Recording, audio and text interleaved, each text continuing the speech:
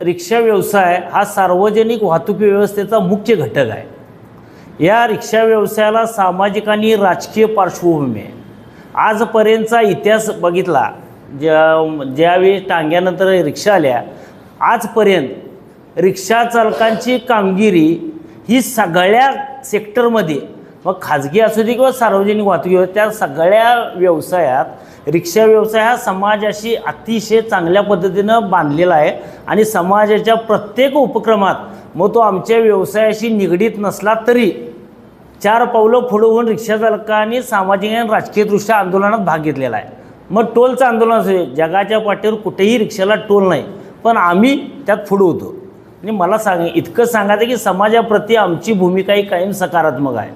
आज काही दिवसापासून मीटरने व्यवसाय केला जात नाही म्हणून ज्या काही तक्रारी आहेत, साहेब, रिक्षा चालकसुद्धा हा एक मनुष्य प्राणी आहे, तो चुकणार नाही असं कधीच होणार नाही।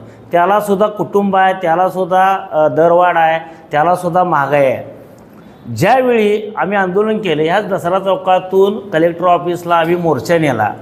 त्या मोर्चा नेल्यानंतर जिल्हाधिकाऱ्यांना आम्ही ज्यावेळी विचारलं की साहेब, हा जो प्रकार आहे, कारण तुम्ही आम्हाला लायसन देता, बॅच देता, परमिट देता आणि शासनाचे सर्व नियम आम्हाला बसवता, जरी लायसन बॅच काढत असले तर पैसे आम्ही खिशातले देतो, परमिट 10,500 रुपयाला आज आम्ही आमच्या पदरच्या पैशानं घेतो, तुम्ही का देत नाही आम्हाला अनुदान, कर्ज काढून आम्ही रिक्षा घेतो, त्याचं व्याज पण आम्ही भरतो, त्यावेळी तुमचे निर्बंध आमच्यावर आहेत।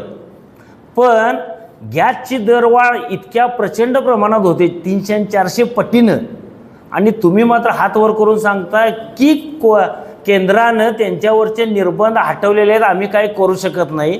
त्यांची हातबलता साहेब स्पष्टपणे त्यांच्या डोळ्यात दिसत होती। जर प्रशासनाचे प्रमुख आहेत जिल्हाधिकारी, तेच जर असे म्हणत असतील तर आम्ही बघायचं कोणाकडे, कारण त्यांच्या म्हणण्यानुसार केंद्र शासनाने निर्बंध हटवले असतील तर मायबाप शासन जर त्यांना मोकळीक देणं असेल तर आमच्यासारख्या सर्वसामान्य माणसानं करायचं काय?